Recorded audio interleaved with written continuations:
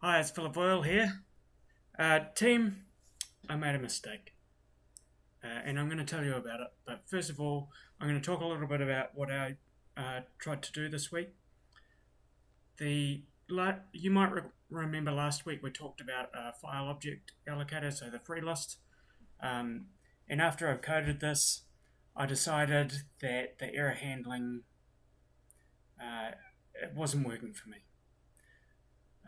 And the main thing there is that every time you do something, particularly to do with files, I was doing a little check if the um, if the file operation worked, then uh, return false, and that's the error condition. Otherwise, continue. And the code was littered with these little error checks, and most of the time, in fact, in almost all of the circumstances, you're going to see none of these error checks ever fail. Um, so I've decided to refactor the code a little bit and introduce an exception. And I'm just going to go and show you where that is now. I've also created this core.h HPP file here, which is now I've moved the file size into there as well. But yeah, now you will see this object DB exception, which is really basic, but I'm using it in those few circumstances where we return files.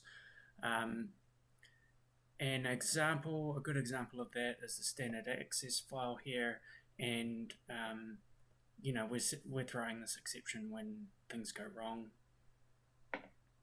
And I just want to show you what a difference that's made. So this is a pull request when you're doing software development and you're trying to decide whether you want to make a change, you can always cut a branch and do your change on a branch, and if it's not right, you can chuck it away. In this circumstance, I decided that it wasn't worth chucking away. It was actually a good change. But yeah, I'm going to show you what actually happened. And so this is sort of indicative of the change. I used to return bool, and now I'm returning void. Um, and you know, whenever something happened that could have failed, it would return a value, and now it's not returning any values. Um, and like most telling is these sort of circumstances where there was a chain of operations that could have failed, and now they are just one operation after another. And I'm looking at file object allocator here. There's a lot of code that I've chucked away there. So I think that that's an improvement. And actually, just to circle back, these are the places where we would have had all of those extra checks, and now it's quite terse, dense code and looking a lot tidier, a lot easier to read. So what am I thinking for next week? I was also not all that happy with the file object allocator root node last week. And I've done some thinking because the main thing I don't like about it is the root node will probably not just have the free list root in it. It will also have the start of the transaction tree and perhaps some other metadata, not sure. But at the moment, the free list is the only thing that can go into that node.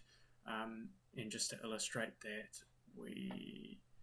um, yeah, you load the block. Where is it? Allocated block, free block. Yeah, allocated in a block. Sort of, it loads the two. No, I'm not looking at free block.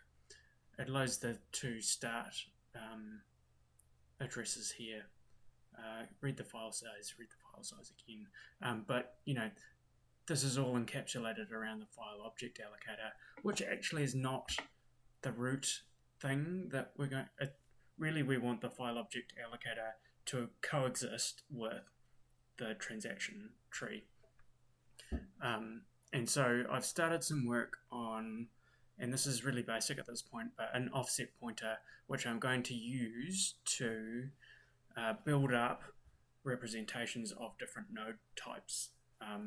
And an example here is a free list node, and this is how a free list node will look. We've got a root node, and we talked about the root node, and at the moment it's got the start and end of the free list, but it's also got some remaining space there, and which is a template, which I'm trying to decide what to fill with at this point. But this is sort of what I'm thinking the start of the free list will look like. It's not working code yet. This is all in a header file, which is not being included by anything, but starting to think about how to make that work. The next thing will be to sort of merge this free list node into this bit of code that we talked about last week. So that's what I'm thinking of for the next couple of days. It's the weekend here in New Zealand where I live, so I will probably get a chance to have another look at that tomorrow. In the meantime, please like and comment this video and send me an email or a tweet, or hit me up on Threads, or follow me on GitHub, or even fork my repository if you like. I'd love to hear some feedback from you, so hit me up. All right, talk to you next time.